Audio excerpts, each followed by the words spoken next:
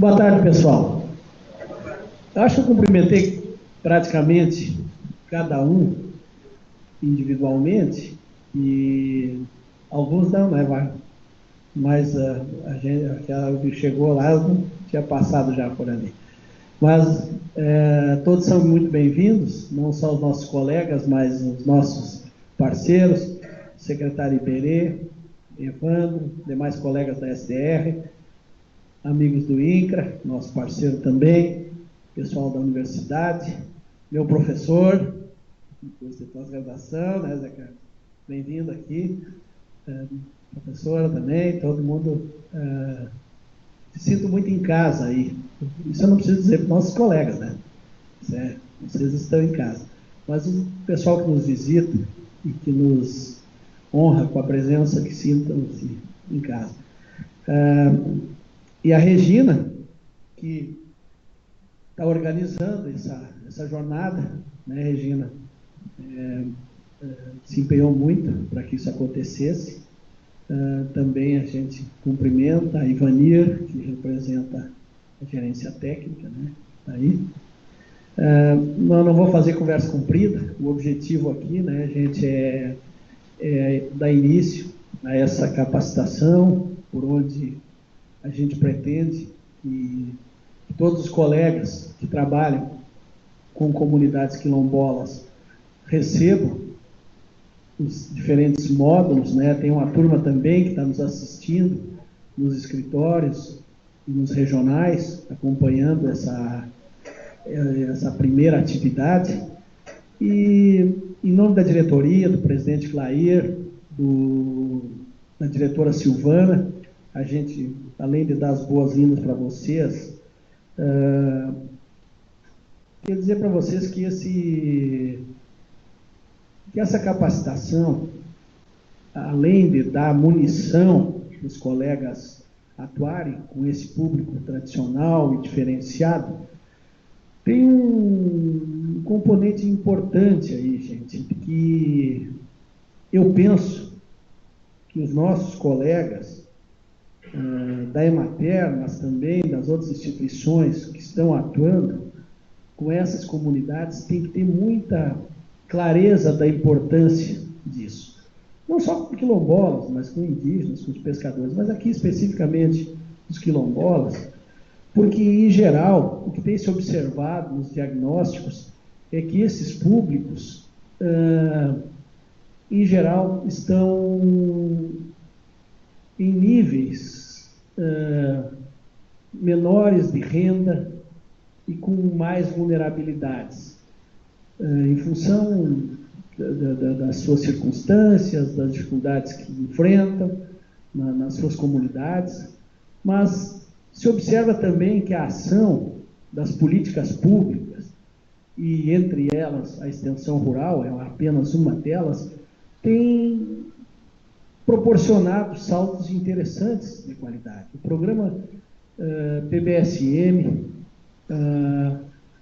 o fomento que a gente tem levado a muitas dessas famílias, o conhecimento de políticas que muitas vezes não chegam nessas comunidades tão rapidamente como em outras, pode mudar substancialmente a vida dessas pessoas.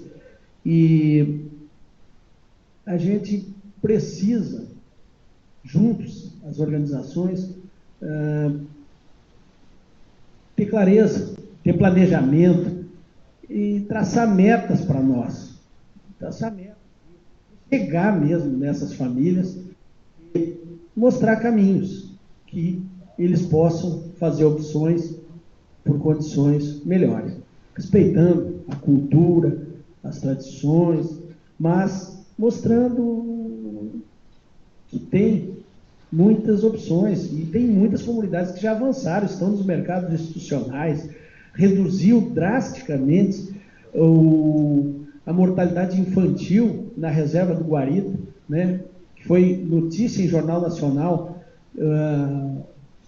o alto índice de mortalidade. Há poucos anos atrás, eu estive lá numa avaliação, numa chamada, graças a um conjunto de políticas, entre elas a extensão rural, aquelas famílias reconhecem hoje que mudou o quadro. E, para isso, foi necessário mudar algumas coisas, eles saberem as políticas e receber fomento e fazer produção para autoconsumo. Segundo o cacique de lá, um dos principais fatores para a redução da mortalidade infantil foi eles entrar na produção para autoconsumo, onde as mães passaram a ser bem alimentadas e passaram a ter menos problemas. Então, gente, eu acho que a gente tem um papel importante, todas as organizações, e essa parceria é fundamental, e também chegar mais perto dos gestores nos municípios. Eu acho que esse é um papel que alguns até entendem que não é o nosso papel, né? O cara se elegeu prefeito, é secretário, é isso, é aquilo. Eu vou ir lá. Mas muitas vezes precisa esse empurrão, gente. Precisa esse empurrão lá no município. Porque às vezes são tantas coisas que estão acontecendo que esses públicos, por serem poucos, isolados, representar pouco voto, vou ser bem claro aqui, representa pouco. Lá não vem o caso. Ninguém dá muita bola para essa gente.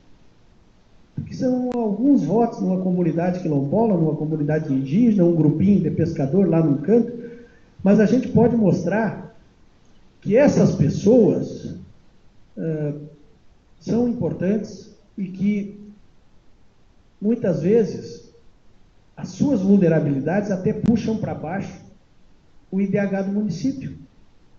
Porque eles estão lá registrados no CAD único e se a gente conseguir elevar o nível, junto com eles, obviamente, né? Eles é que tem que fazer isso, mas com o apoio, pode mudar a realidade do município. Pode mudar a realidade daquele município. O próprio município, tendo essas pessoas, tendo autonomia, tendo condição de levar uma vida melhor, vai gastar menos também. A gente tem que olhar por esse viés, mostrar para os gestores esse caminho, porque talvez eles não entendam a questão social daquelas pessoas, mas entendem que precisam gastar se aquelas pessoas ficarem doentes ou estiver com fome. Né? Então, estou procurando ser muito claro na minha fala, porque nós estamos em casa aqui, né? Não adianta de ficar dourando a pílula. Então, gente, nós precisamos. Eu disse desde o primeiro dia, quando eu assumi a direção técnica da Emater, para os de fora, eu acho que o pessoal não sei se todos sabem, aqui a direção técnica da Emater é exercida sempre por um profissional da casa e eleito pelos empregados. Então, desde o dia que eu assumi, eu sempre digo, nós temos que nos importar com as pessoas. É simples assim. Se a gente se importar com as pessoas, independentes de ser pobre ou rico, da cor, se é assentado, se não é, seja lá qualquer tipo, a gente tem que se importar com as pessoas mais do que com os produtos, mais do que com o feijão, com a soja, com isso, com aquilo. Tem que se importar com as pessoas e aí vai dar certo. E com a nossa parceria aí, a chance é maior de dar certo. Então, Regina, eu agradeço muito a oportunidade que tu deu aí da gente participar dessa abertura e queremos que os colegas que estão lá na outra ponta ou nos assistindo pelo sistema e pela internet, pela videoconferência da Emater, que também já se preparem para as próximas etapas, porque eu tenho certeza que nós vamos sair melhores dessa jornada para trabalhar com esses públicos diferenciados e poder ajudá-los a diminuir as diferenças sociais que ainda persistem em relação aos diferentes habitantes do nosso estado. Então, que vocês tenham boa semana aí, de bons dias de trabalho, e agradecemos mais uma vez ao pessoal da URGS, professor que veio aqui trazer essa contribuição e conhecimento para passar informações para o nosso pessoal da Emater. Obrigado.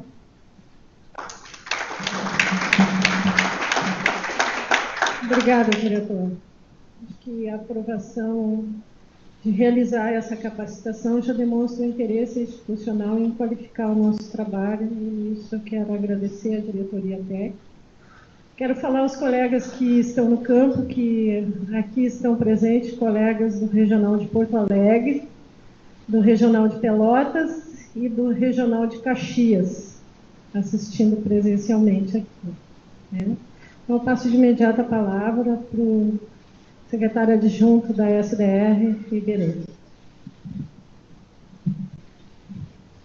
Eu vou ser rápido, eu só quero cumprimentar o doutor Lendo e cumprimentar essa instituição Emater, que é a nossa parceira, é a nossa casa.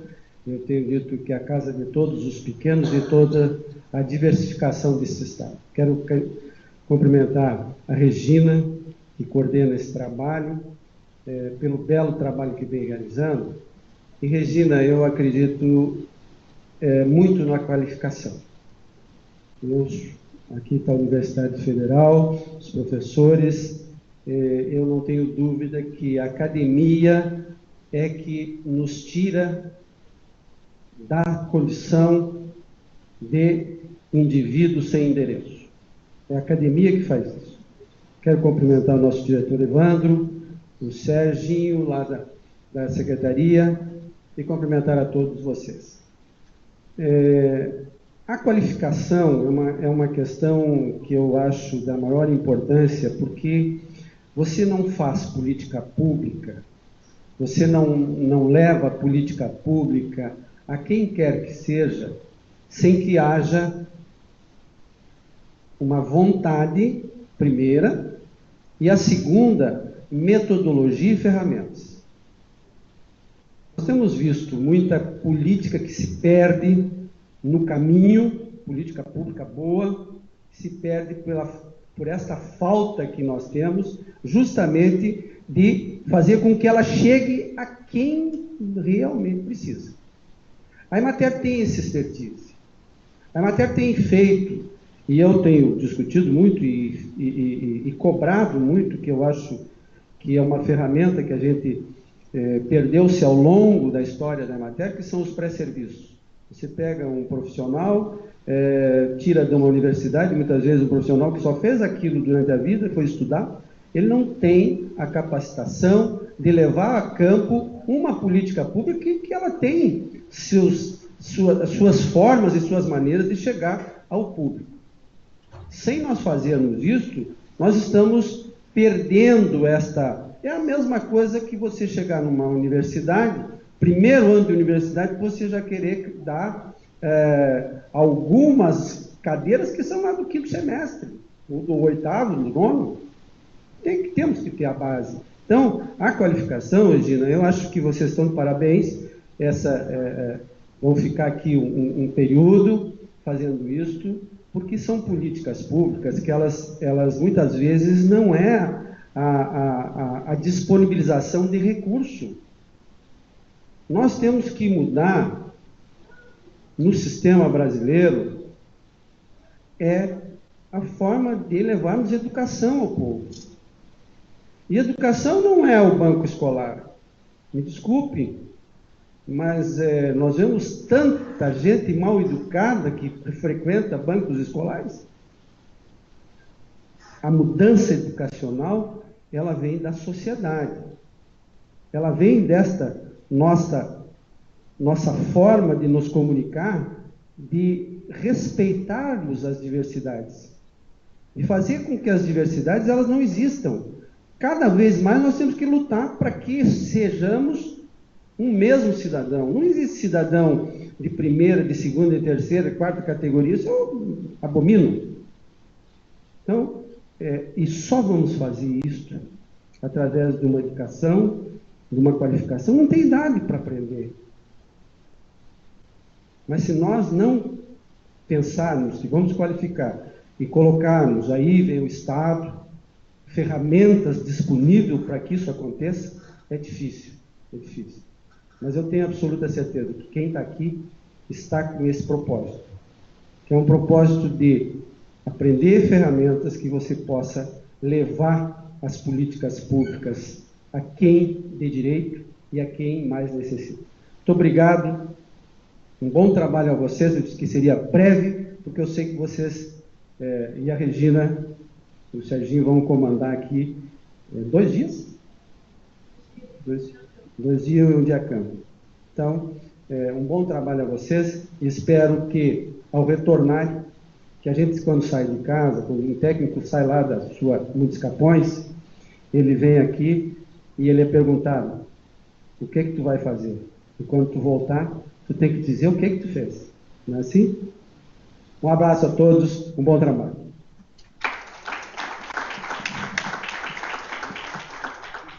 Muito grata, secretária.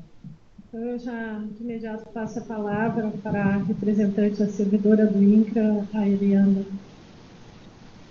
Parceria também na organização dessa atividade, parceira de trabalho também.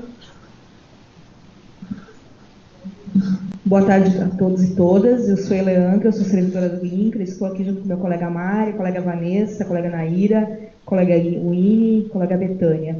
Eu não falo em nome da gestão do INCRA, sou servidora do INCRA, não represento a gestão do INCRA, mas não pude me omitir de fazer essa saudação por conta da importância que tem a parceria que a gente tem constituído com a Emater, né, no sentido de garantir que essas políticas públicas ocorram. A gente vive um momento muito delicado na conjuntura política, do ponto de vista das políticas públicas nesse país. A gente vive um momento de desconstitucionalização dos direitos. Existe um hiato muito grande entre o que é a obrigação do Estado brasileiro na titulação dos territórios quilombolas, né?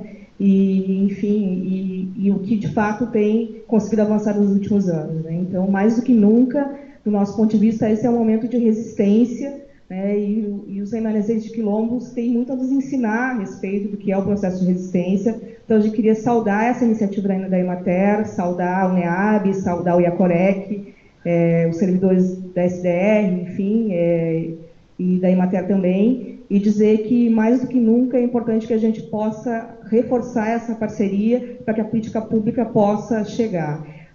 Por fim, queria dizer que, do nosso ponto de vista, a obrigação fundamental do INCRA, essa é a sua prerrogativa fundamental, é a titulação dos territórios quilombolas, né? E é o direito à terra que pode garantir que as políticas públicas de fato se efetivem, certo? Mas também a gente acha que é importante que as políticas públicas, já que o processo é tão demorado, né, já que o Estado brasileiro demora tanto para cumprir esse direito constitucional, a gente acha que é importante também que as políticas públicas possam chegar. E nesse sentido eu queria aqui fazer uma divulgação rápida de uma portaria que é de 2015, que foi regulamentada em 28 de agosto de 2017, que é uma portaria que torna os quilombolas, os remanescentes de quilombos, como usuários de todas as políticas da reforma agrária, né? A chamada portaria 175, né? Então, tem um processo, até hoje a minha chefia dizia que vai ter prioridade para quem já tem título, enfim, mas a gente sabe que é a partir da constituição das demandas, enfim, que os quilombolas vão construir, e a parceria com a Emater. Então, o direito existe, a gente sabe que não basta ter o direito, né, mas existe essa portaria que estabelece que todas as políticas que os assentados têm direito, os quilombolas também têm esse direito. Também queria, por fim mesmo, para concluir, agradecer a parceria que a Emater tem feito junto conosco, a Secretaria da Fazenda, para garantir que os quilombolas sejam reconhecidos também enquanto agricultores e tenham acesso ao bloco do produtor. Obrigada.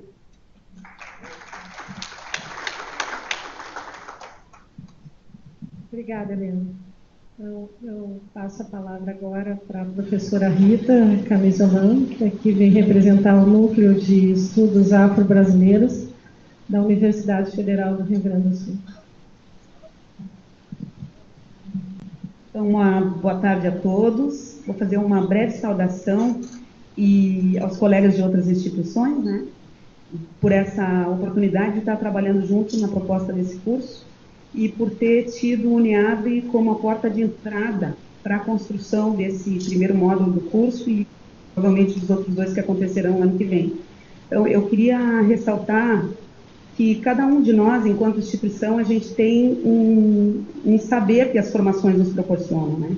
E que nesses 3 dias em que a gente vai estar junto, eu espero que esse saber específico que vai chegar na universidade, como instituição de ensino, que vai chegar no INCRA, que trabalha com as comunidades mais especificamente na questão da regularização de suas terras, na Emater pela ação extensionista, que a gente também faz na universidade.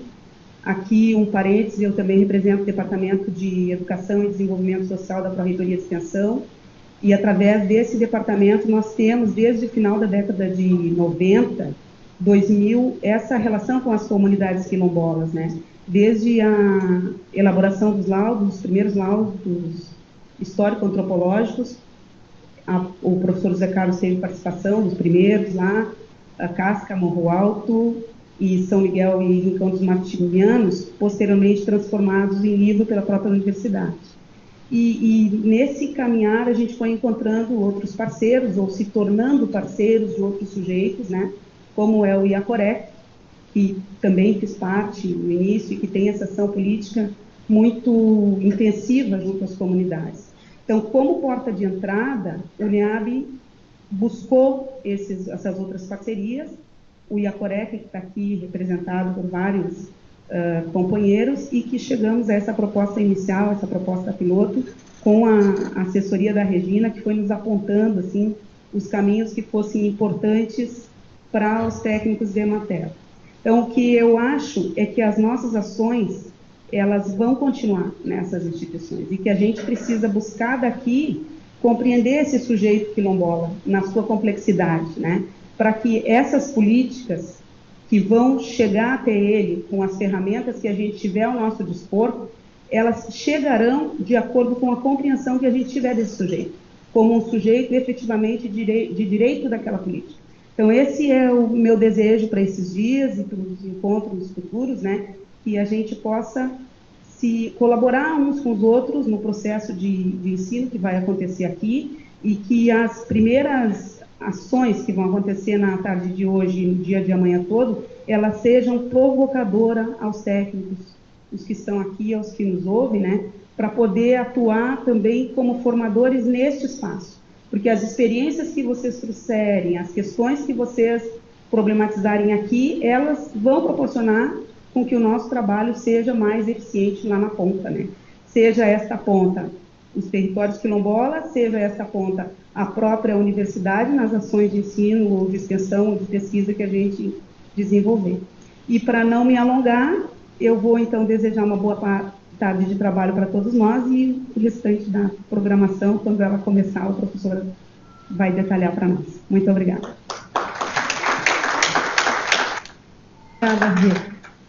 Então, eu quero também saudar a coordenadora do Núcleo de Desenvolvimento Social, a Ivanir, que está aqui nos acompanhando também.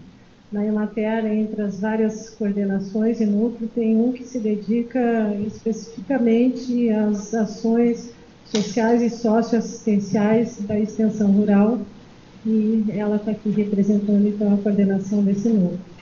Quero de imediato passar a palavra para o Dr. José Carlos dos Anjos, que aqui vai ser o nosso instrutor dessa primeira parte do curso, hoje à tarde, mas que, ao mesmo tempo, vem falar representando o Instituto de Assessoria às Associações de Comunidade Quilombola. À vontade. Obrigado. Boa tarde a todos. Eu gostaria, em primeiro lugar, de manifestar a minha felicidade de estar aqui, podendo fazer esse diálogo com o pessoal da Emater. Já tive outros momentos de formação anteriores e sempre foram extremamente ricos, foram momentos de aprendizado para mim também, e sobretudo momentos de troca. Eu gostaria de saudar aos amigos aqui presentes, tanto na condição de professor da URGS, portanto, enquanto representante desse núcleo da universidade, particularmente envolvido com as minorias étnicas e raciais, que é o NEAB, quanto enquanto membro do Instituto IACOREC, que assessora comunidades quilombolas. Está no cruzamento dessas duas instituições, porque essas duas instituições estão envolvidas nesse trabalho, eu me sinto privilegiado e muito feliz de estar aqui dentro e de estar podendo, com os meus colegas do IACOREC, fazendo essa interlocução. Então, eu agradeço especialmente a Regina pela interlocução que tivemos e que tornou possível essa articulação dessas instituições, né? A universidade, o movimento social e a Emater, o INCRA, a Secretaria de Desenvolvimento Rural, portanto, um conjunto de instituições extremamente importantes para os desafios que se colocam hoje no mundo rural, com uma insistência e uma premência que, normalmente, as instituições responsáveis não levam em conta. Portanto, o que eu gostaria, num primeiro momento, é justamente de ressaltar essa dimensão da importância do trabalho que vai ser feito aqui. Então, eu gostaria muito rapidamente de passar-vos a moldura desse encontro de 3 dias, para que a gente tenha um quadro geral da ambição que está em jogo. Nós vamos ter um primeiro momento, então, hoje, em que estaríamos discutindo a identidade quilombola, a definição de quilombos, a relação entre os quilombolas e a agricultura, e estaremos, na segunda parte do dia, historicizando essa formação social. Qual é a história das comunidades quilombolas? Como se articula essa história com a territorialidade quilombola? Esse vai ser o nosso primeiro dia de trabalho. Num segundo dia, amanhã, nós começaremos a, muito concretamente, trabalhar em torno de direitos. Portanto, estaremos visualizando, produzindo oficinas em que o que está em jogo é justamente a possibilidade de acesso desse segmento excluído às políticas que lhe são de direitos. E as possibilidades desse acesso têm como chave fundamental a atuação de um conjunto de mediadores, dentre os quais a Emater tem um lugar privilegiado. Portanto, se os quilombolas vão ter acesso à saúde, vão ter acesso a políticas de educação, vão ter acesso a políticas específicas para habitação e saneamento, e vão ter, sobretudo, políticas para a agricultura que lhes permita uma inserção e uma relação com o mercado, que seja uma relação que favoreça a autonomia quilombola, isso depende, em larga medida, da atuação da Emater.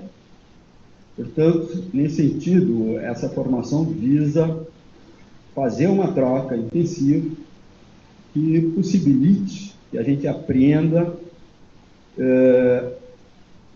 e reflita sobre os caminhos para produzir essa inclusão social, que simultaneamente é um caminho de abertura para uma série de possibilidades outras que são inusitadas. Isso eu pretendo explorar numa primeira parte da minha fala. Bom, então nós temos, por fim, na quinta-feira, uma saída de campo. Nós temos, dessa forma, previsto um primeiro módulo. Quero ressaltar que os 3 módulos previstos, vou começar por esse primeiro, são módulos que serão certificados pela URGS. E nós propusemos que o processo de certificação, enquanto uma formação proporcionada pela URGS, seja, portanto,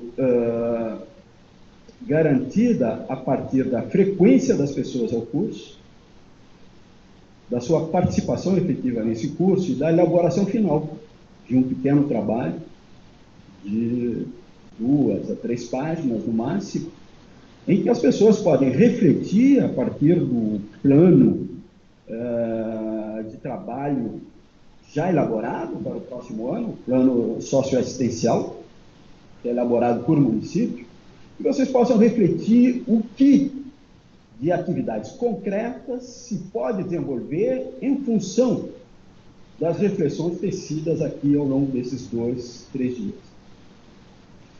Alternativamente, vocês trabalham no programa Brasil Sem Miséria, e o trabalho final de certificação da vossa participação ativa nesse curso pode ser uma pequena reflexão sobre como o programa Brasil Sem Miséria pode conter atividades que contemplem o processo de uma efetiva inserção das comunidades quilombolas dos vossos municípios nessas políticas públicas. Então, essa é a proposta de trabalho. Com essa proposta, nós fechamos o primeiro módulo e nós certificamos as pessoas que participam desse primeiro módulo, participaram e que fizeram esse trabalho, com pessoas que efetivamente foram bem-sucedidas nesse processo de capacitação. Depois, ao final, nós gostaríamos de ter, da vossa parte, uma avaliação do que foi esse primeiro módulo, para que nós possamos pensar a sua possível continuidade. Essa é a proposta de trabalho. Eu gostaria que vocês pudessem intervir a qualquer momento para tirar dúvidas, para fazer sugestões, para que a gente possa construir efetivamente um espaço dialógico, de reflexão. Não tem reflexão sem que as pessoas possam efetivamente estar intervindo a qualquer momento, né?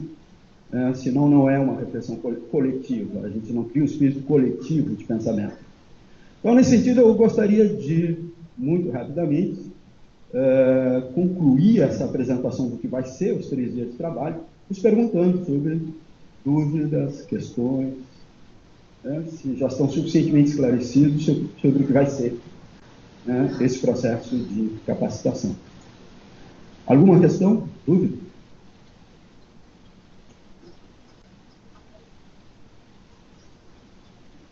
Bom, então...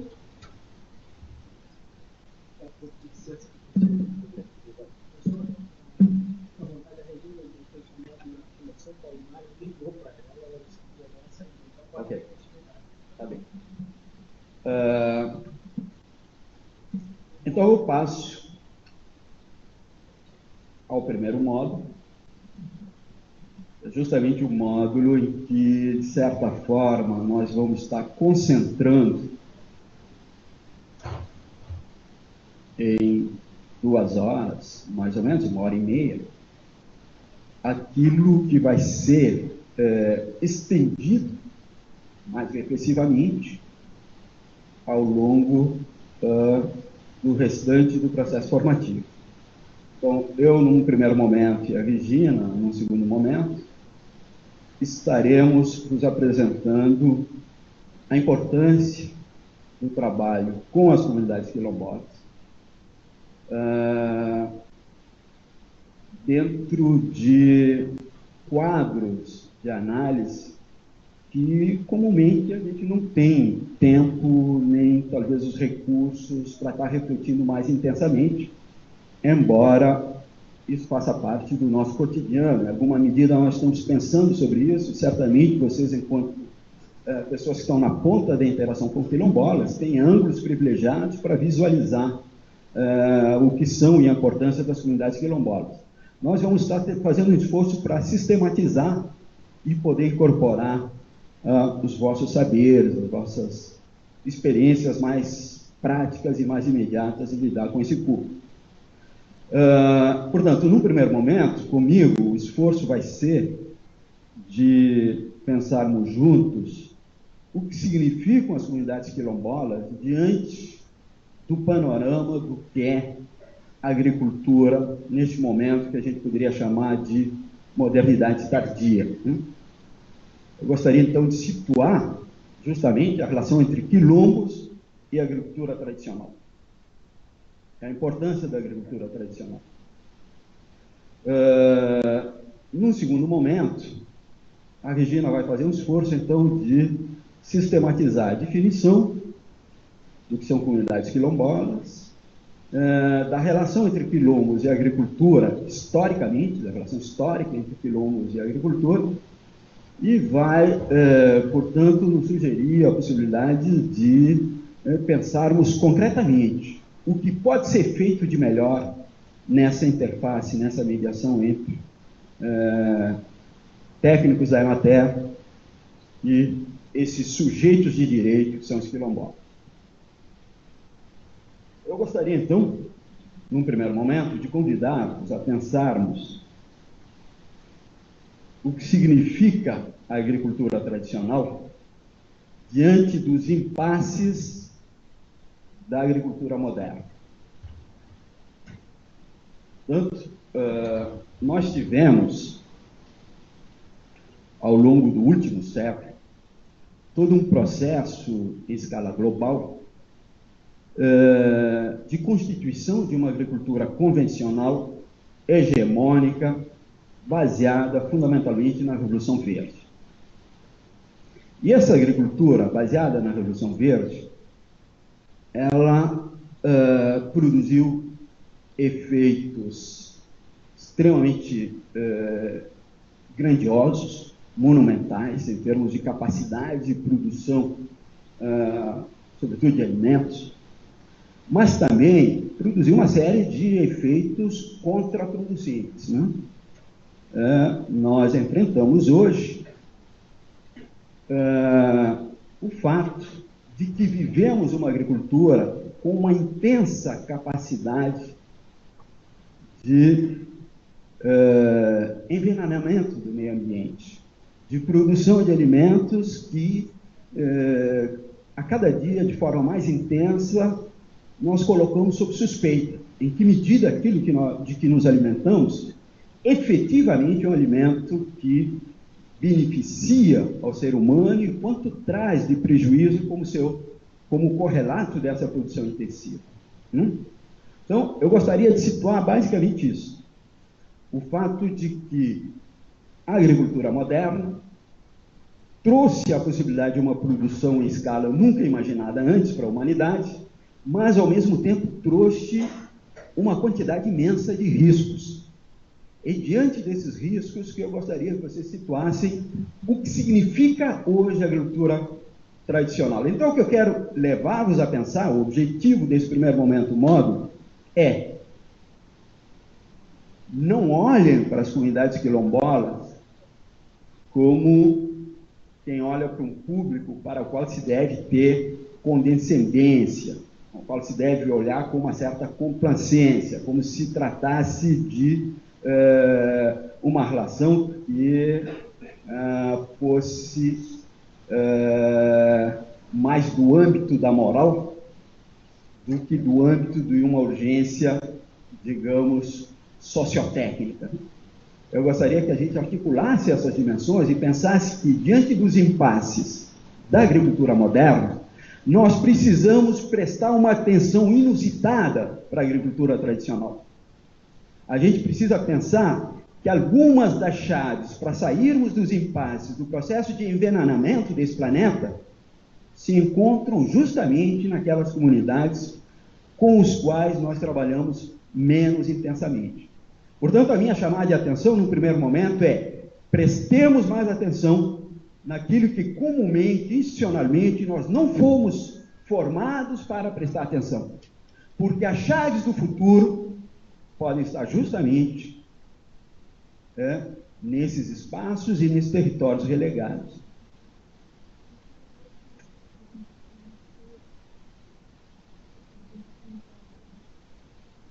A ideia é que, à medida que eu vou falando, o texto já puder ficar atrás.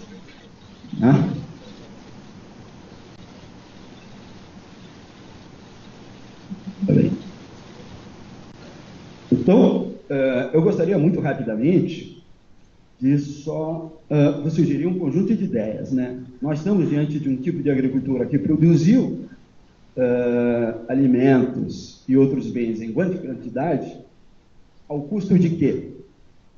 Em primeiro lugar, erosão da diversidade biológica.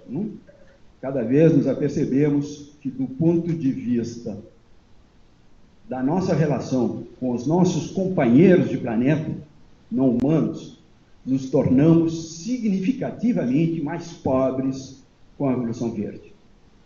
Temos menos companheiros. E quanto menos companheiros de percurso nesse planeta nós tivermos, menores são as nossas possibilidades de sobrevivência. Nós empobrecemos, do ponto de vista da biodiversidade, significativamente esse planeta.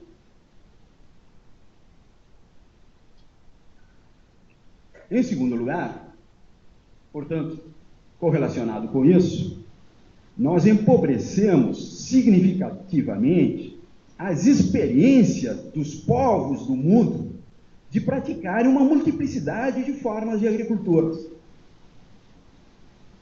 E passamos um trator de monocultura sobre uma diversidade muito grande de experiências. Consequentemente, nós aprendemos muito mais sobre um certo tipo de agricultura, a convencional, e sabemos muito menos sobre alternativas a essa agricultura que podem nos ser cruciais caso estejamos nos encaminhando para uma hecatombe ecológica.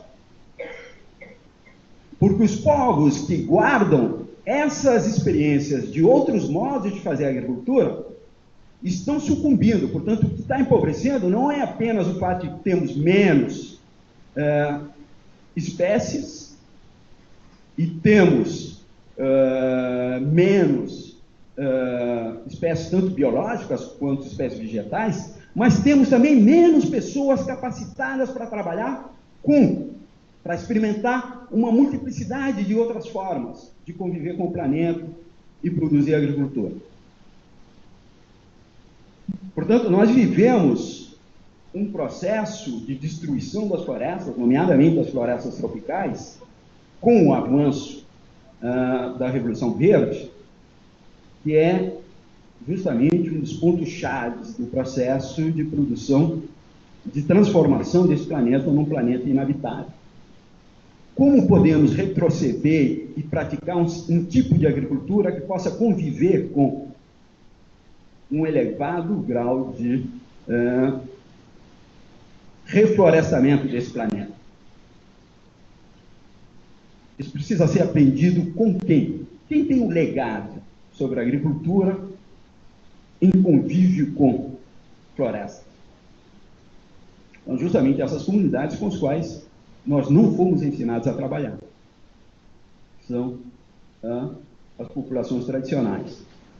Rasgamos o meio rural de estradas, de hidroelétricas e matamos agroecossistemas. Nos tornamos muito mais pobres com relação à diversidade de agroecossistemas no início do século XX, por exemplo.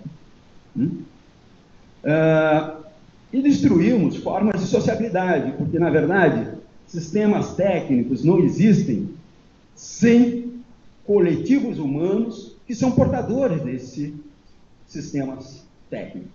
E esses coletivos que carregam esses sistemas sociotécnicos, eles têm forma de relações entre eles. Isso significa que uma técnica não existe sem as pessoas que incorporam essas técnicas e sem os modos de vida entre as pessoas, que são específicos com relação a determinadas formas técnicas de lidar com o meio ambiente. Portanto, o que eu quero vos sugerir de uma forma rápida é que a morte de cada comunidade quilombola significa não apenas um grupo que desapareceu, significa uma humanidade que se empobreceu quanto às suas possibilidades de sobrevivência futura. Cada comunidade tradicional que desaparece é um pedaço das nossas possibilidades de sobrevivência nesse planeta que sucumbe junto. É desde esse ponto de vista que eu gostaria de ressaltar que nós não estamos, para começo de conversa, fazendo uma formação sobre como ajeitar a vida de coitadinhos que não conseguem se inserir no mercado e ter um elevado grau de produtividade. Não é isso que está em jogo.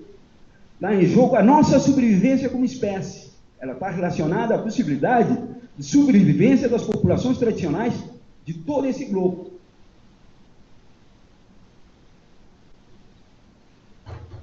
Então, eu gostaria de, por contraste, dizer-vos, então, o que é a agricultura tradicional, que não é essa agricultura que somos para o qual nós somos convidados a fazer um exercício de mediação, que é um exercício no qual nós nos sentimos competentes. E a gente olha para o outro lado, para a agricultura tradicional, e vê como, digamos, o lado menor das nossas atividades. O lado menor das nossas atividades é justamente o lado que garante a permanência da biodiversidade. É o tipo de agricultura que parece feito de forma menos eficiente, em lugares que, desde um olhar estranho, parecem ser lugares sujos, né? Porque você não tem aquela monocultura limpa, mas é justamente nesses espaços de mestiçagem de espécies que nós temos uma riqueza de cultivos em consórcio, com alta diversidade intraespecífica. Significa você não ter apenas uma semente de milho, mas dezenas de sementes de milho numa comunidade quilombola. Você ter diferentes espécies de mandioca, etc. Portanto, aquilo que pode justamente garantir a nossa riqueza enquanto companheiros de viagem num planeta que era muito diverso, que era extremamente rico pelas suas diferenças sociais, vegetais, animais. E nós tornamos cada vez mais pobre. O que está em jogo justamente é a gente pensar como, na nossa atividade profissional, nós nos fazemos sujeitos que estendem essa lógica de empobrecimento do planeta.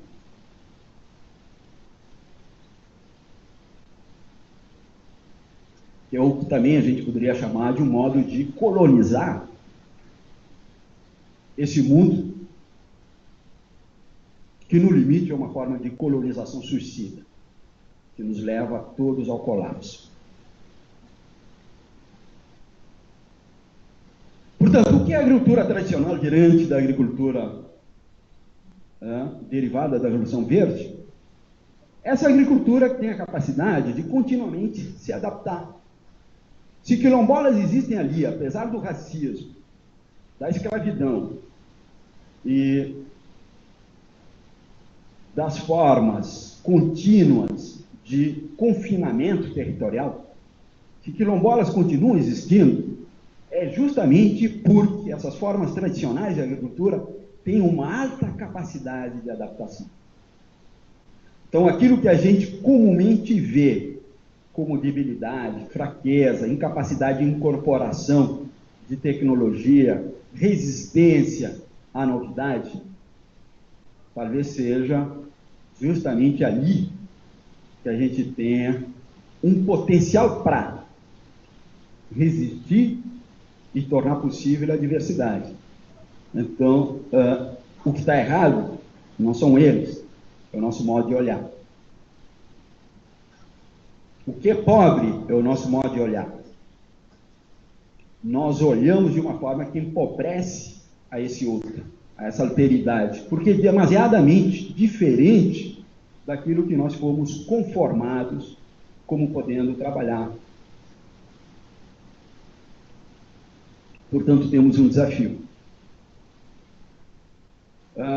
Portanto, se trata disso. Em lugar da agricultura que empobrece o mundo, a agricultura que multiplica a diversidade genética de várias espécies, que garante no processo de geração, amplificação, a variabilidade, que passa justamente por isso, porque as pessoas estão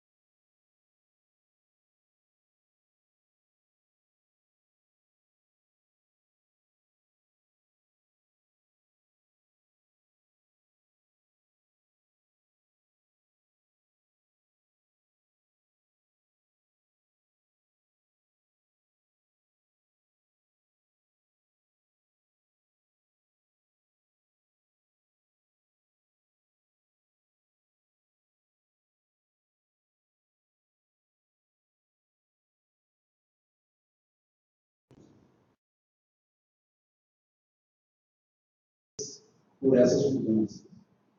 Então, eu gostaria de ressaltar alguns pontos que depois vão reaparecer nas discussões subsequentes, mas o que eu gostaria de enfatizar é justamente isso. Não tem como a gente produzir inovação, por exemplo, agroecológica, inovação no sentido do aprofundamento de práticas de agroflorestas, etc., coisas mais interessantes do que a devastação ambiental, experimentarmos isso juntos, sem que tenha custo.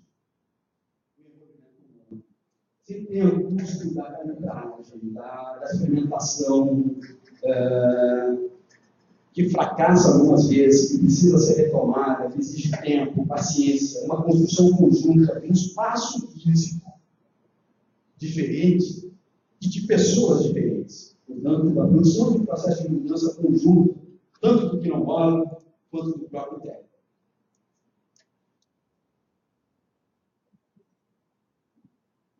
Portanto, para que isso aconteça, é necessário identificar a lógica que as pessoas estão inseridas, a dinâmica dos grupos, portanto, conhecer bem as comunidades quilombolas. Não é só chegar com pacotes e dizer, olha, temos um projeto de desenvolvimento. Precisa ter envolvimento. A gente precisa se mudar enquanto mediador no processo da introdução.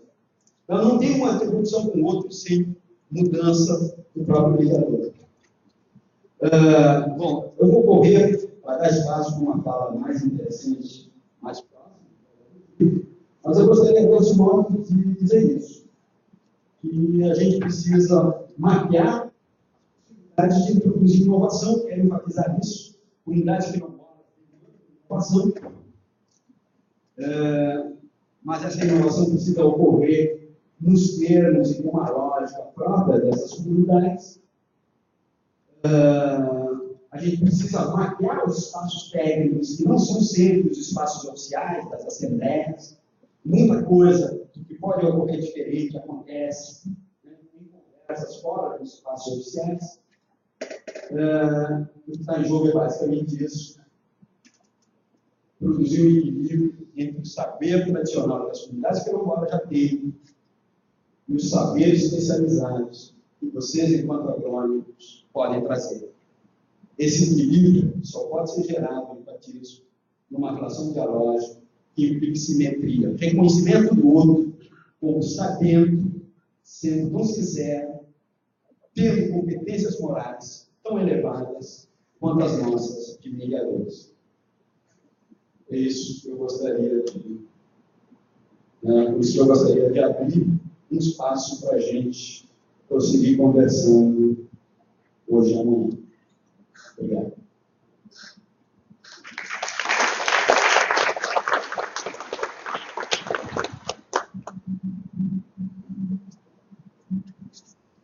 Bem, é um desafio falar depois dos 100 anos.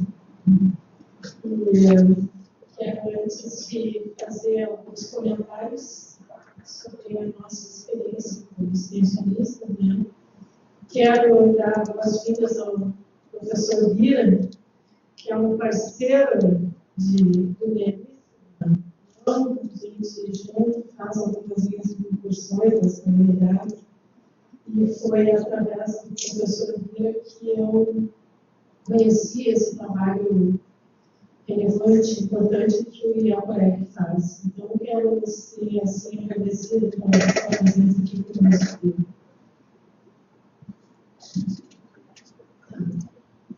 Então, vou fazer, eu acho que alguns comentários e alguns de vocês já talvez tenham ouvido falar, né, nessas caminhadas técnicas que a gente faz. Então, assim, a minha fala distribui em 3 eixos principais, né? Que é essa questão da conceituação, que é quilombola, né? Um segundo momento que traça um pouco do panorama, do cenário das comunidades quilombolas no nosso estado. E um bloco de comentários a respeito das vulnerabilidades que o trabalho extensionista identifica com esses públicos e possibilidades de ações a partir da identificação dessas vulnerabilidades. Então, tem... Galera, que acende a luz?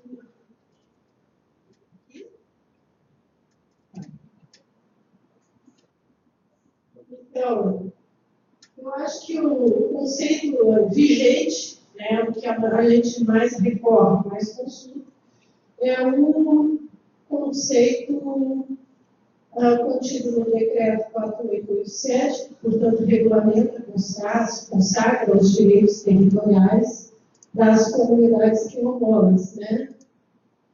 Então, considera-se remanescente de comunidade quilombo para o fim do decreto, grupos étnico-raciais segundo critérios de autoatribuição.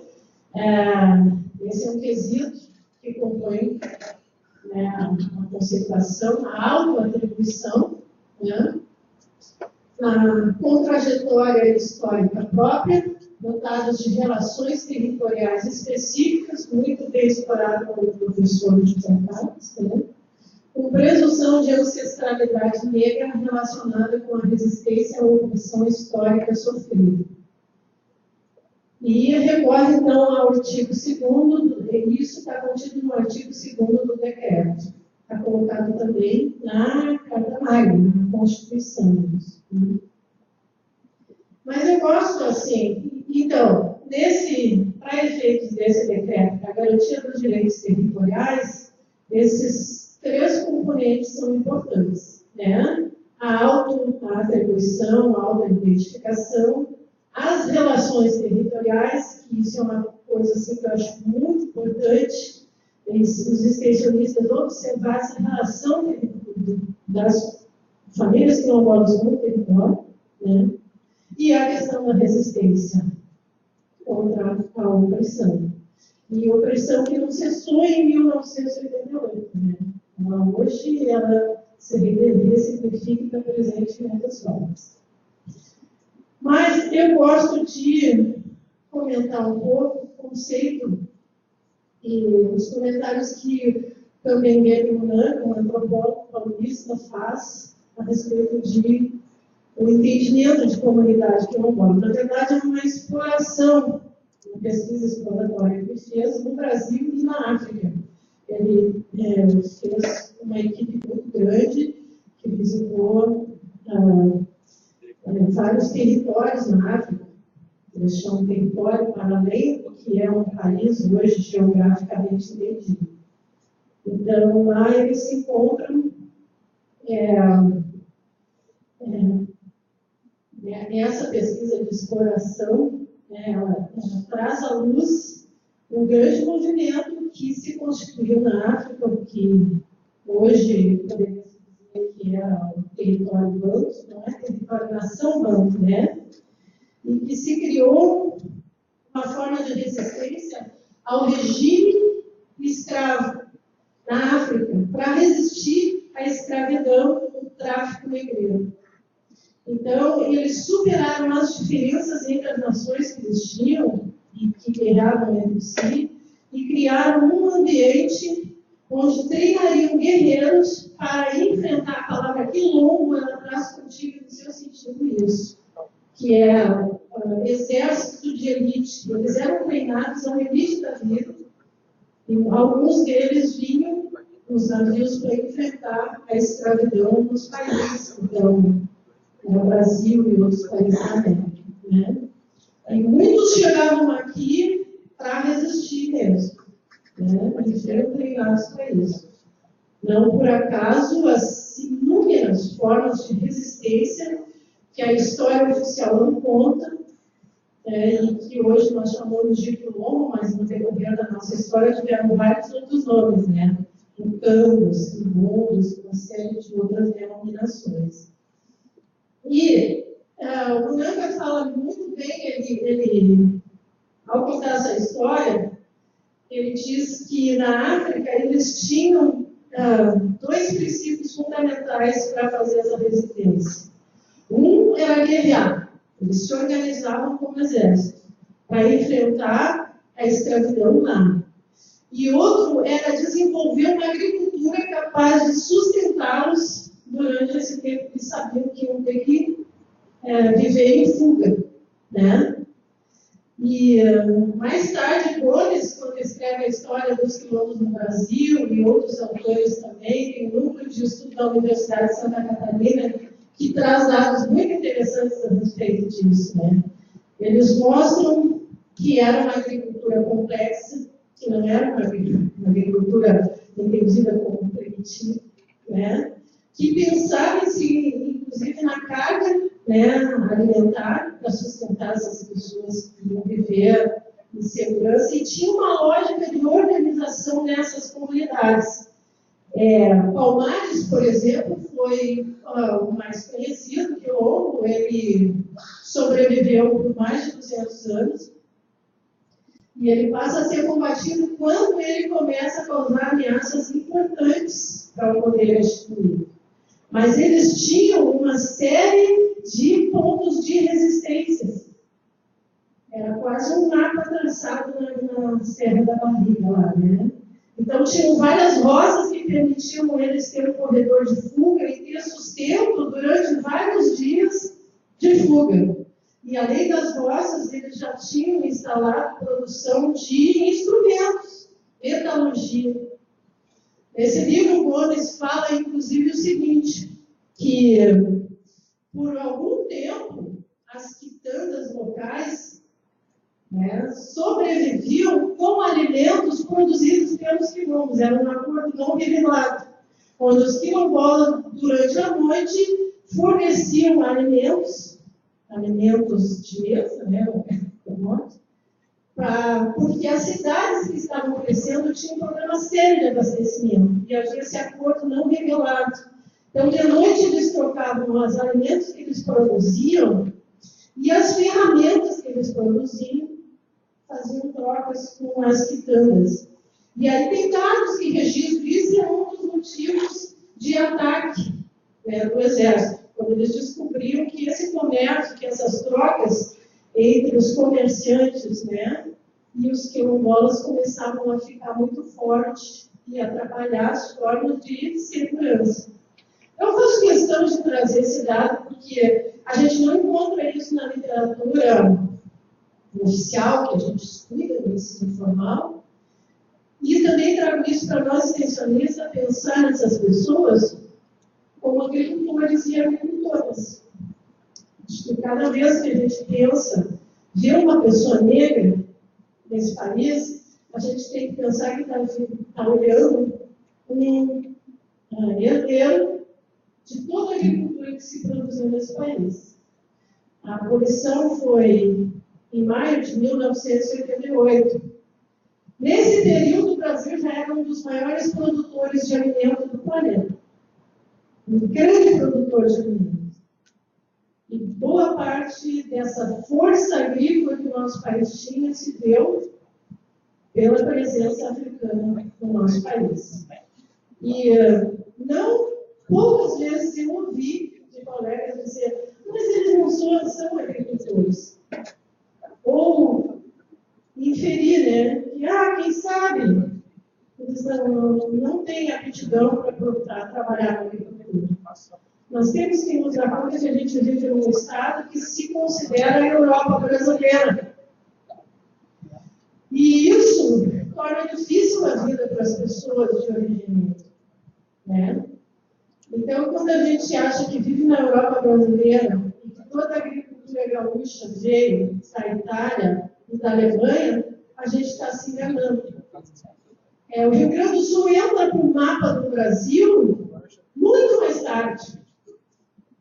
E no ano que o Rio Grande do Sul entrou no mapa brasileiro, foram enviados navios com pessoas para serem escravizadas.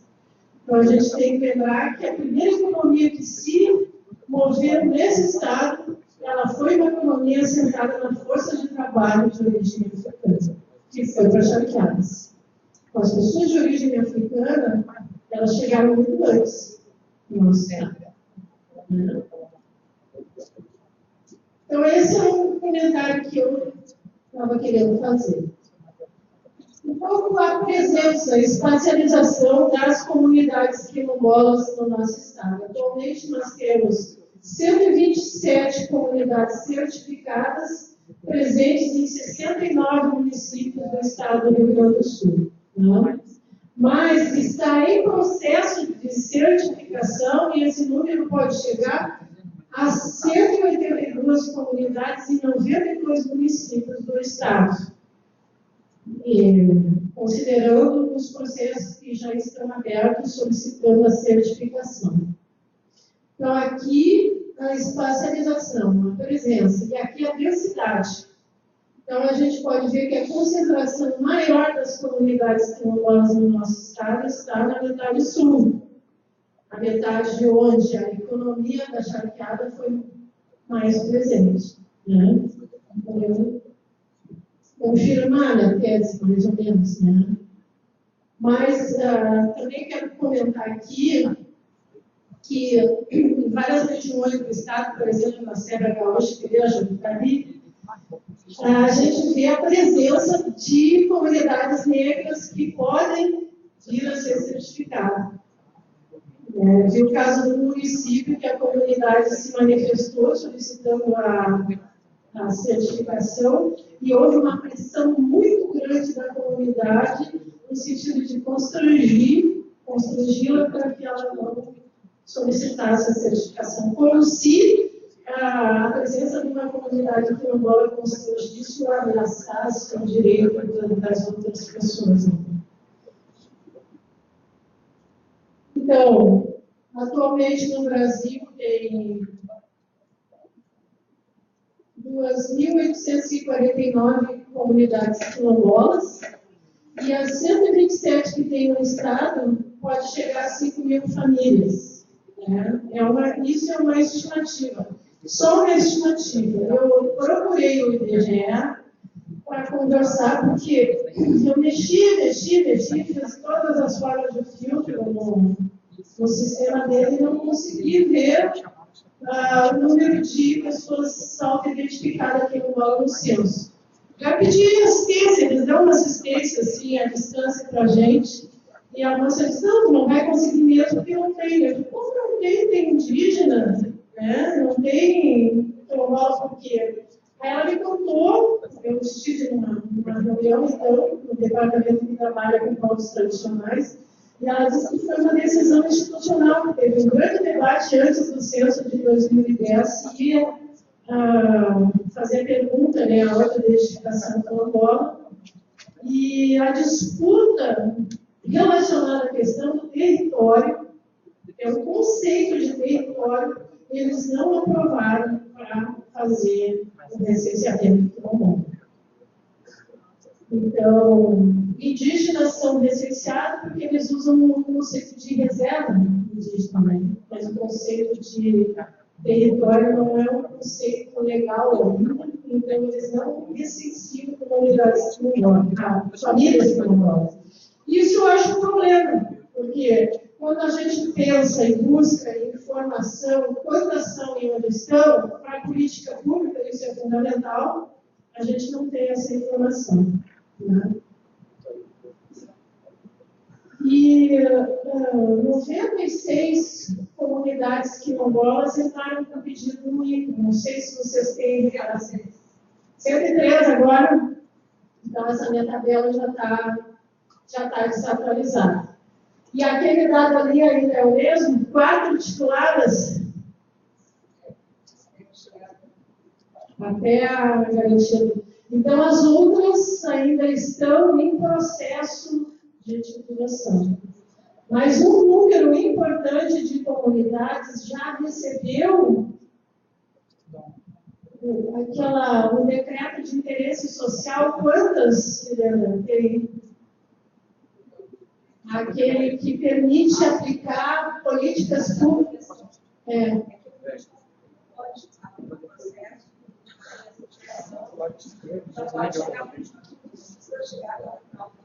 Não precisa chegar até o final. Mas a Caixa Econômica Federal, por exemplo, para fazer as casas, tem que ter um nível de avanço.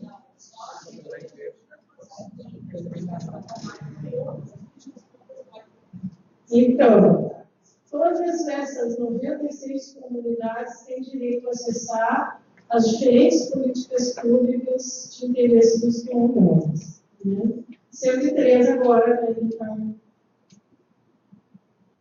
Então, assim, uma coisa importante que eu procurei investigar essa questão da demografia. Né? Atualmente, no nosso estado, 17,3% da população gaúcha se autodeclara negro pardo. Teve uma tomada da PNAD recentemente, parece que esse número aumentou. Né? Agora, eu peguei as 69 municípios onde tem comunidade quilombola e fiz o cálculo de número de auto-identificado com negro pardo. Né? Eu fui instigada por isso porque eu visitei o município e o prefeito disse assim, se eu trabalhar com essa gente, aí eu pego até voto. Meia dúzia de pessoas que me dá problema. Mais ou menos isso.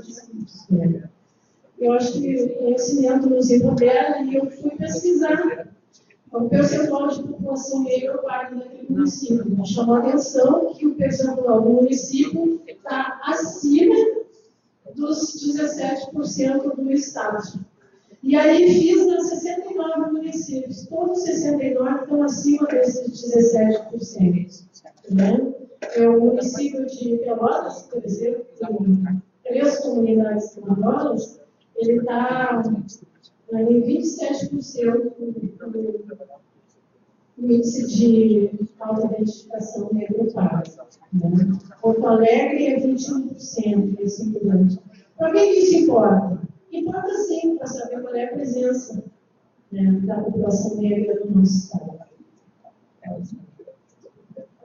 E no nosso país, no Brasil, segundo o censo 2010, 54% da população se autodeclara negro-pardo. Bom para a gente refletir em que país a gente vive quando a gente se sente a Europa brasileira. Então, assim, acho que tem uma grande outra pensando agora em políticas públicas, que é a agenda social do humor, que quando a Helena fala, né, ela me sensibiliza a dizer que boa parte dessas agendas hoje estão ameaçadas, mas eu também tenho a seguinte convicção, que a gente tem que colocar isso na agenda do nosso trabalho, que são direitos que já estão garantidos, e se a gente não acessa, não bate na porta, não abre mão desses direitos, mais ameaçados eles estarão.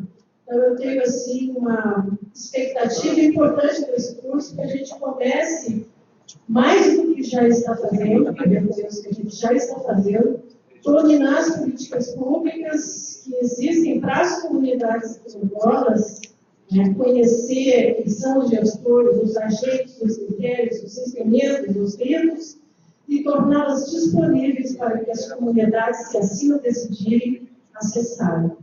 Né?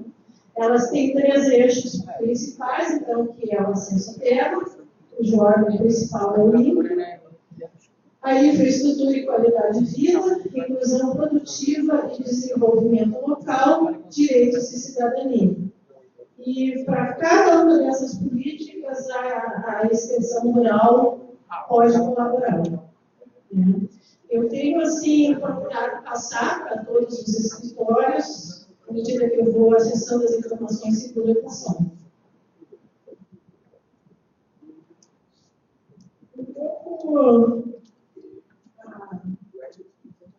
A afirmação, isso aqui é uma parte do texto da tese de doutorado da doutora Fernanda Vargas, que estudou comunidades quilombolas no Rio Grande do Sul, e que, então, ela traz isso muito importante, que é um estudo que vem sendo já classificado em 3ª edição hoje, que identifica um alto grau de insegurança alimentar nas comunidades quilombolas. Essa é outra questão importante para a gente ser sobre isso. Ter consciência do que é a importância da produção para o autoconsumo, da produção tradicional, que isso pode melhorar a qualidade da alimentação nas comunidades. Então, a questão das vulnerabilidades, desafios e possibilidades. Eu acho que uma primeira questão que a gente tem que se conscientizar é que essas populações elas enfrentam, sim, desigualdades e que, digamos, a vertente dessas desigualdades, uma vertente importante, é a questão racial, não é só a econômica. Isso a gente tem que ter consciência, que essas pessoas sofrem um nível. Assim, não cessa quando a gente comenta a questão das desigualdades raciais. O Brasil tem dificuldade, essa forma colonial, como se estruturou a nossa sociedade. Um dos arranjos que ela fez para tornar o colonialismo aceitável foi botar para baixo do tapete questões estratégicas para romper com o colonialismo. Uma delas é a questão das desigualdades raciais. E eu ouço de pronto quando eu trato esse assunto, dentro e fora da Emater, e acho que outras pessoas que trabalham esse assunto experimentam isso também. Não, mas discriminação tem, o gordo sofre discriminação, o pobre sofre discriminação, todo mundo sofre discriminação da Emater. É um jeito de negar, apagar e banalizar uma discriminação real e que impacta a vida dessas pessoas, porque o pobre, se ele se promover socialmente, ele deixa de ser discriminado. A pessoa gorda, se emagrecer, ela deixa de ser discriminada, né? Mas a pessoa negra não apaga a cor da sua terra. Aquela discriminação, ela leva consigo mesmo que ela senda socialmente. Ela vai acessar outros níveis de discriminação, mas ela não vai deixar de existir. Então, é muito importante, e isso se dá no detalhe, na fineza da coisa que em Pelotas, eu e a Regina Medeiros experimentamos, quando o Charles, que quilombola lá em Alto do Caixão, né? É Alto do Caixão, é? Ele vai acessar o bloco do produtor quilombola na Secretaria da Fazenda do município. Já está tudo certo, tudo organizado, a documentação perfeita, não está faltando nada. Ele bota o pé na secretaria, a secretaria diz, não tem direito. Mas ele é presidente de uma associação, ele participou de um grupo que fez todo um arranjo. Lá em Pelotas ele tem um comitê gestor quilombola. Isso eu quero chamar a atenção, um município que tem uma instância, seja o Conselho de Etnia, seja o comitê gestor que trabalha a questão das desigualdades raciais, isso é fundamental, onde o sujeito quilombola se coloca no lugar de interlocução. Então, ele tinha participado, ele estava dominando todo o processo. E a pessoa do balcão, o agente público, disse não. Agora, tira o Charles dessa cena e põe outra pessoa que está desavisada, que é portadora do direito, mas que a resposta já tem como pressuposto não. E por que esse não? Eu pergunto. Qual é o motivo desse não sem justificativo? É isso que eu quero assim, trazer para a gente refletir e a importância que tem o extensionista como mediador social.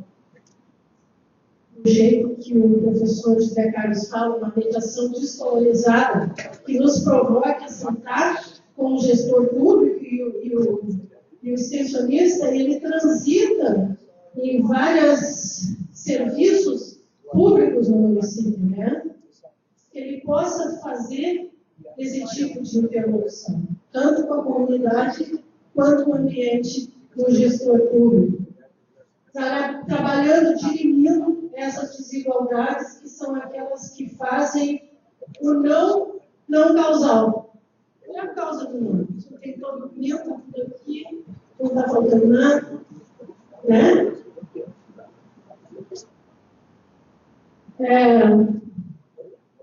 Então, acho que eu já tratei isso de uma forma indireta, né? A pobreza, as famílias quilombolas, existe um estudo do MDS no Brasil chamado quilombola, seria pelo MDS, que mostra que uma maioria de famílias quilombolas estão abaixo da linha da pobreza, A imensa maioria, 78% dos beneficiários do Bolsa Família são mulheres negras. Isso chama atenção. Também o baixo acesso à educação.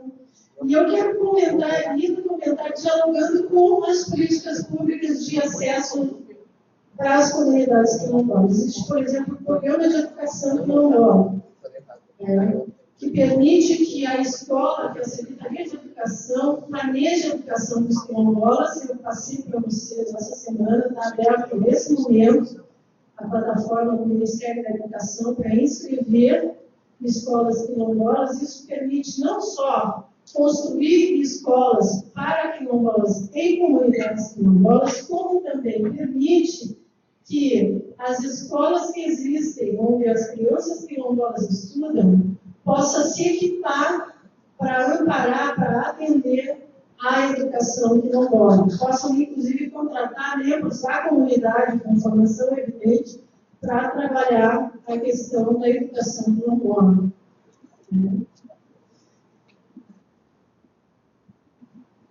Essa questão do baixo acesso a políticas públicas, isso chama atenção também, está lá na pesquisa da professora Fernanda Bairros, ela fala assim, que as políticas públicas que as famílias do Rio Grande do Sul quilombolas acessam são as mais emergenciais, é a cesta básica e o Bolsa Família. Aquelas de cunho mais estruturante, como educação, habitação, crédito, transferência de renda, o acesso é muito menor, né? E aí eu diria para vocês, a gente experimenta isso com o Pronaf, por exemplo, quando tem que dar DAP para a família quilombola, as dificuldades que tem por conta da questão do tamanho da terra, por conta da questão da produção, o autoconsumo e a produção comercializada, né? O próprio arranjo dos instrumentos públicos muitas vezes dificultam a adesão das famílias a essas políticas mais estruturantes.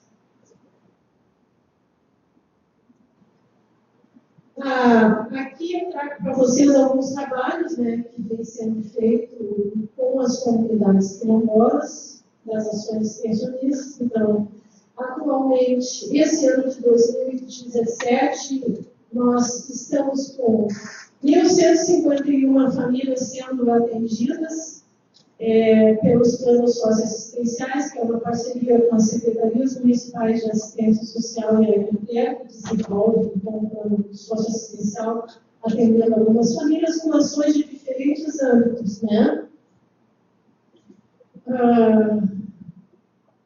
Comercialização para o mercado institucional, a gente tem identificado 75 famílias vendendo para o Programa Nacional da Alimentação Escolar e para o Programa de Aquisição de Alimentos. Identificaram 314 grupos de comercialização de alimentos.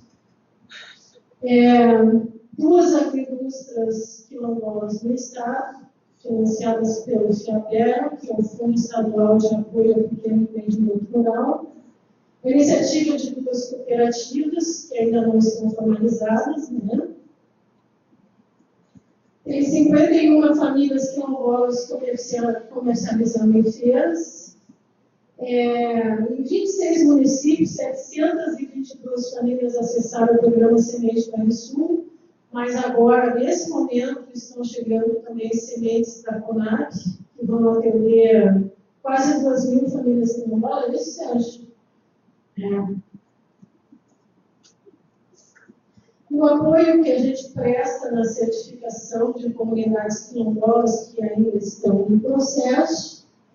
Então, o projeto do Fundo Estadual de Apoio aos Pequenos Empreendimentos, o PRONAF, e agora nós estamos atendendo 316 famílias quilombolas num programa do MDS com a Secretaria Especial do Desenvolvimento Agrário, que se chama o Fomento das Atividades Produtivas.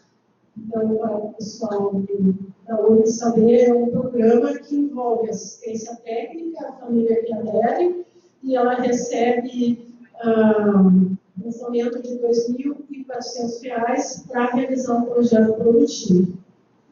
E a gente está em vias, então, final de executar, já está executando, mas selecionando ainda mais 463 famílias quilombolas que vão entrar no acordo de cooperação da Emater com a Agência Nacional de Extensão Rural, da Emater, um programa semelhante a esse. Né? Então, esse é um pouco a síntese do trabalho que a gente vem desenvolvendo. Acho que eu vou ficando por aqui. E vamos deixar ir para um debate, né? Não sei se queres fazer algum comentário, José Carlos. Se tiver questões, eu respondo. Também. Então, fica aberto para o nosso debate. Deixa aqui uma imagem do ensaio de promessa lá de ensaio. Está aberto para o debate. Debate aqui e debate no campo também.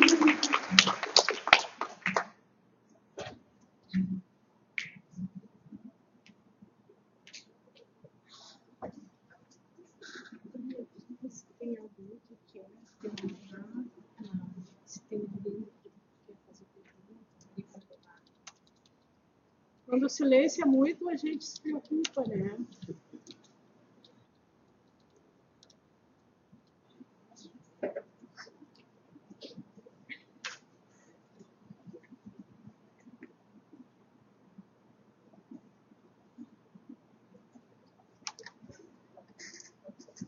Queres fazer uma fala, Serginho? Secretaria?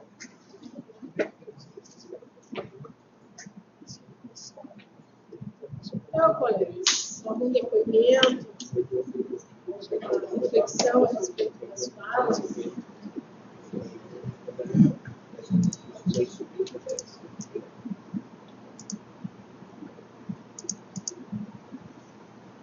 Mira, quer fazer uma provocação? Não, boa tarde a todos.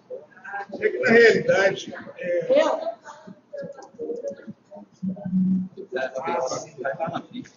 Já vira, que daí o povo lá do campo te vê.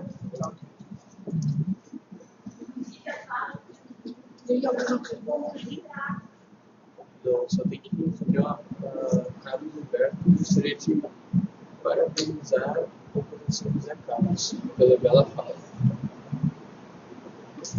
Isso. Bem, boa tarde a todos. Na realidade, essa provocação é no sentido de que só tem o sentido dessa formação, ela passa a existir a partir dessa tabulação, desse diálogo. Porque eu estou vendo lá o amigo que é lá de São José do Norte. Tá? O Alex, cadê o Alex? Lá de Palmares do Sul, de Mostardas, tá? A Mônica, talvez algum outro extensionista, e que certamente pelos municípios em que vocês atuam, encontram comunidades quilombolas. Eu posso dizer assim, está ali o Alex, uma das situações que é uma perversidade desse processo da monocultura, a aplicação, usar tudo do veneno lá, em que os quilombolas são vizinhos lindeiros. O que pode ser feito? O seu Maneca, que é uma liderança lá na comunidade, desculpa para a companheira que atende a comunidade lá de novo, esse ato falho do Comunidade dos Alpes, né? Desculpa. E aí? Foi feita a representação do Ministério Público Federal, o Ministério Público citou a FEPAM, foram lá no dia que não fazia aplicação de veneno.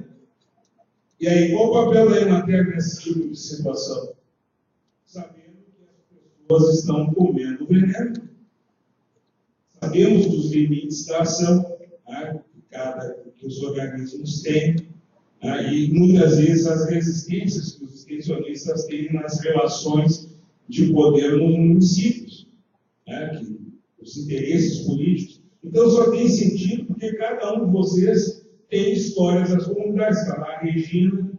Tá? Então, essa provocação é de sentir a vontade e de vir e falar até dos conflitos, né, Mônica? Os conflitos que se deparam nos municípios. As leituras antagônicas, muitas vezes, com os sindicatos dos trabalhadores rurais, que tem uma leitura que... Aí eu remonto aqui o José Carlos dos Anjos, aqui a Rita, que há 19 anos atrás, o atual presidente do Sindicato dos Trabalhadores Rurais de Mostacas se colocou ao contrário.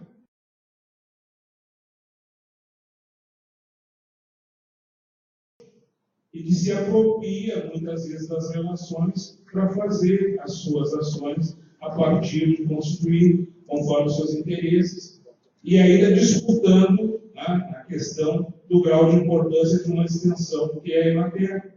Eu acho que a Mônica, todo mundo aqui tem alguma coisa para dizer. Mônica, por gentileza.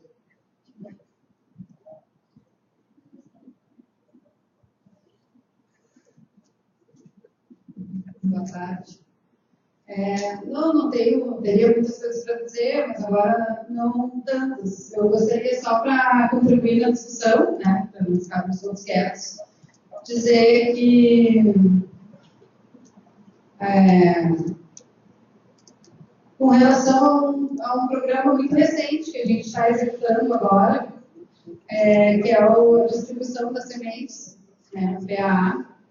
Então, com relação a essa questão da agricultura, na relação com a agricultura tradicional.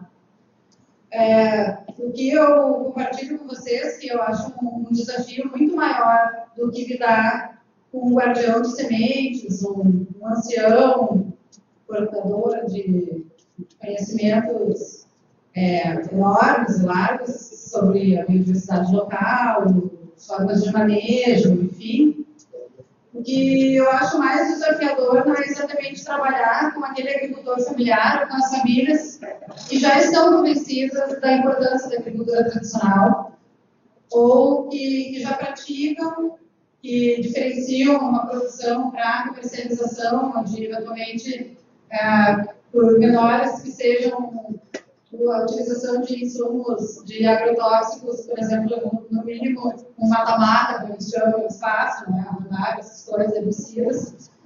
Então, o que eu acho mais difícil não é lidar com quem já está convencido da importância, quem já pratica a agricultura tradicional, mas com aqueles agricultores que já aderiram ao pacote, que já incorporaram a prática do uso do veneno, que não conseguem mais plantar sem o veneno, que é o exemplo de agricultores que nós recebemos no escritório recentemente, desde que chegaram nas sementes, e que, ao tomar conhecimento de que o milho que estava sendo distribuído era o milho crioulo, e que não aceitava a aplicação de veneno, eles nem quiseram levar o milho para casa.